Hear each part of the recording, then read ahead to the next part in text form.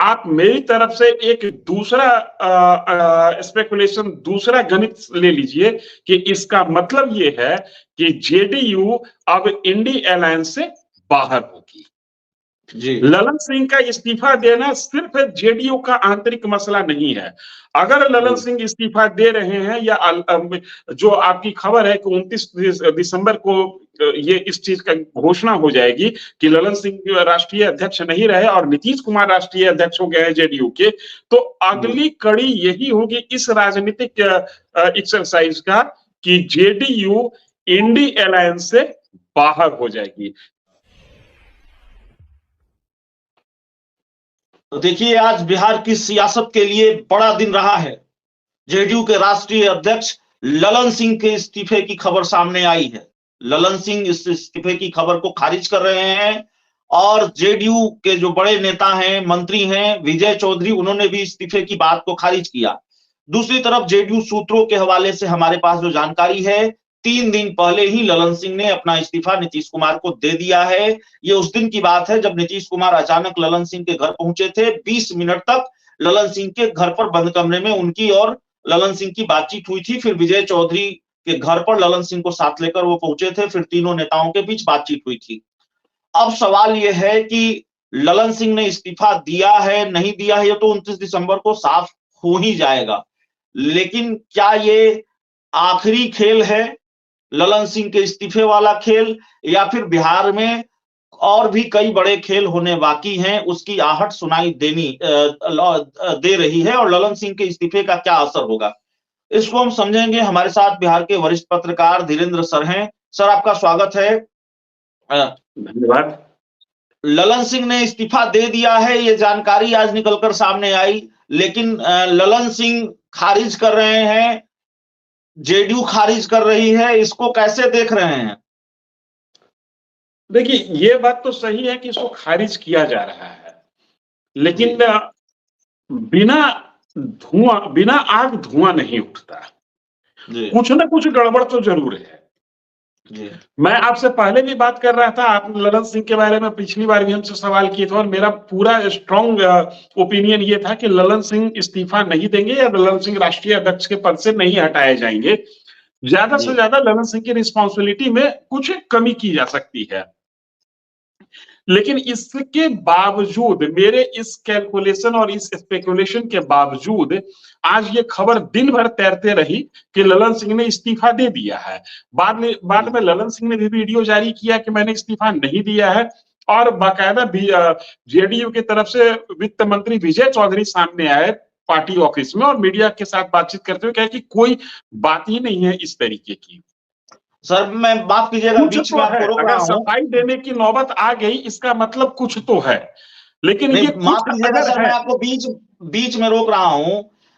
बड़े कमाल की बात है कि जेडीयू के एक बड़े नेता ने ही हमको ललन सिंह के इस्तीफे की बात बताई। मैं उनके पास पहुंचा, किसी काम से, हमारा जो काम होता है इंटरव्यू वगैरह के लिए, और मुझे ललन सिंह के इस्तीफे की कोई भनक नहीं थी, इस तरह की खबर की कोई जानकारी नहीं थी।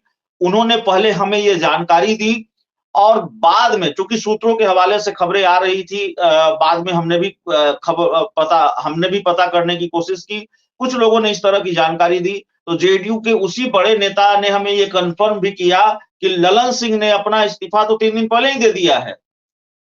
आज इस्तीफे की बात, देखिए, मेरा ये कहना है कि अगर ललन सिंह ने इस्तीफा दे दिया है तो आप मेरी तरफ से एक दूसरा स्पेकुलेशन, दूसरा गणित ले लीजिए कि इसका मतलब ये है कि जेडीयू अब इंडी अलायंस से बाहर होगी। ललन सिंह का इस्तीफा देना सिर्फ जेडीयू का आंतरिक मसला नहीं है।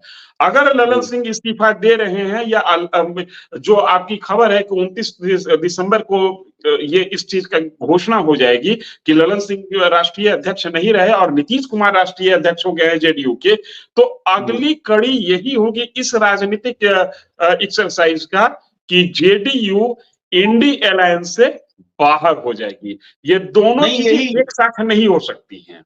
यही मेरा अगला सवाल भी है कि क्या नीतीश कुमार उस चीज की तैयारी कर रहे हैं कि अगर उन्हें कोई बड़ा फैसला लेना है गठबंधन बदलने को लेकर, पाला बदलने को लेकर, तो चूंकि ललन सिंह राष्ट्रीय अध्यक्ष होंगे तो कोई विरोध न कर पाए, किसी तरह की कोई पेचीदगी न हो जाए, कोई कॉम्प्लिकेशंस न आ जाए, बतौर राष्ट्रीय अध्यक्ष ललन सिंह कोई अड़ंगा न डाल दें, इसीलिए नीतीश कुमार पार्टी की पूरी कमान अपने हाथ में लेने जा रहे हैं। जी आप इस चीज को समझिए, नीतीश कुमार अगर जो मूड बना लेंगे तो ललन सिंह रहते हुए भी बहुत ज्यादा कुछ नहीं कर सकते थे, लेकिन हाँ थोड़ा बहुत डिले या डिस्टर्ब ये तो जरूर वो कर सकते थे, क्योंकि सिग्नेटरी अथॉरिटी उनके पास बनी हुई रहेगी राष्ट्रीय अध्यक्ष होने के नाते। मैं फिर कह रहा हूं कि नीतीश कुमार अगर मन बना लेंगे कि इंडिया अलायंस से निकलना है या राष्ट्रीय राजनीति में कोई बड़ा फैसला लेना है, तो राष्ट्रीय अध्यक्ष रहते हुए भी ललन सिंह जेडीयू में इस हैसियत में नहीं है कि नीतीश कुमार के फैसले के खिलाफ चले जाए। लेकिन इतना जरूर है कि जो भी राष्ट्रीय अध्यक्ष होगा, चूंकि वो पार्टी का सिग्नेटरी अथॉरिटी होता है इलेक्शन कमीशन ऑफ इंडिया में भी, और दूसरी पार्टी से बात करने के लिए ऑथराइज्ड व्यक्ति वही होता है, ऐसी स्थिति में डिस्टर्ब या डिले ये दो काम में से एक काम तो जो भी अध्यक्ष होगा वो कर सकता है। लिहाजा नीतीश कुमार अगर जो ललन सिंह को हटाकर पार्टी की जिम्मेदारी अपने पास रखना चाहते हैं, तो यकीन मानिए नीतीश कुमार बड़ा फैसला लेंगे, और उस बड़ा फैसले में जो बड़ा होने वाला फैसला है उसमें जो मैं समझ पा रहा हूं कि नीतीश कुमार इंडी अलायंस से बाहर होंगे, और हो सकता है कि ये अपने पुराने खोपचे में जाएं और बीजेपी के साथ मिलकर चुनाव लड़ें।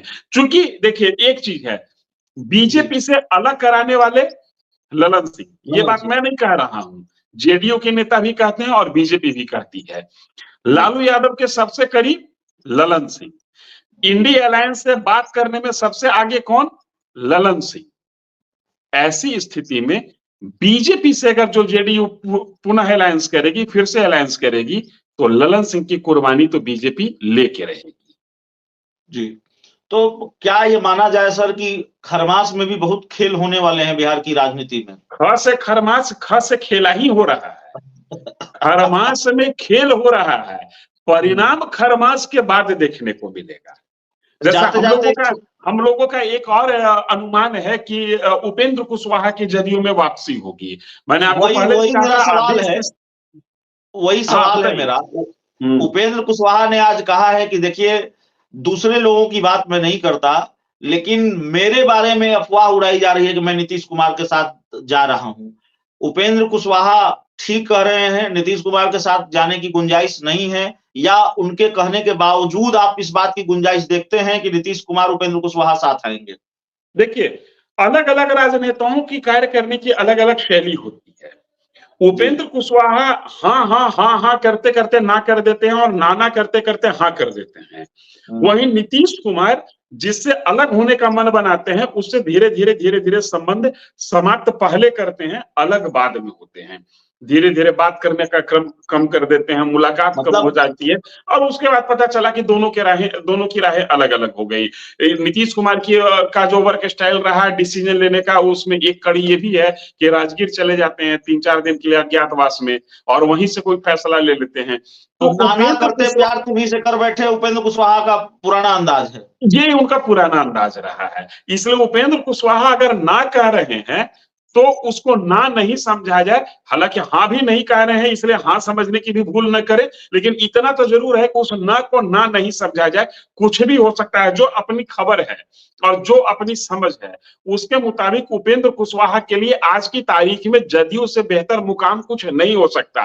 पहली बात, अगर ललन सिंह जदयू से निकल रहे हैं या ललन सिंह राष्ट्रीय अध्यक्ष पद की कुर्सी को छोड़ रहे हैं, तो ये जो माहौल बनेगा, उस माहौल में उपेंद्र कुशवाहा जदयू में बहुत कंफर्टेबल होंगे। और उपेंद्र कुशवाहा की जो राजनीति है, वो राजनीतिक धार भी जदयू में रहकर ही या जदयू के साथ चलकर ही किसी मुकाम तक पहुंचेगी। अकेले में उपेंद्र कुशवाहा कुछ खास नहीं कर पाते हैं। एक बार 2014 में नरेंद्र मोदी की सरकार में मंत्री भी बने, कोई बड़ी छाप नहीं छोड़ पाए। तो उपेंद्र कुशवाहा की जो राजनीतिक उठान जो है ना, वो नीतीश कुमार के साथ ही हुई है। तो लिहाजा नीतीश कुमार के साथ होंगे तो ये उपेंद्र कुशवाहा के लिए भी कंफर्टेबल सिचुएशन होगा, और ललन सिंह नहीं होंगे तो नीतीश कुमार के लिए भी एक कंफर्टेबल सिचुएशन होगा उपेंद्र कुशवाहा को लाने के लिहाज से। चलिए, तो ठीक है सर, इस पूरी चर्चा में, इस पूरी रिपोर्ट में इतना ही। बहुत बहुत धन्यवाद आपका जुड़ने के लिए।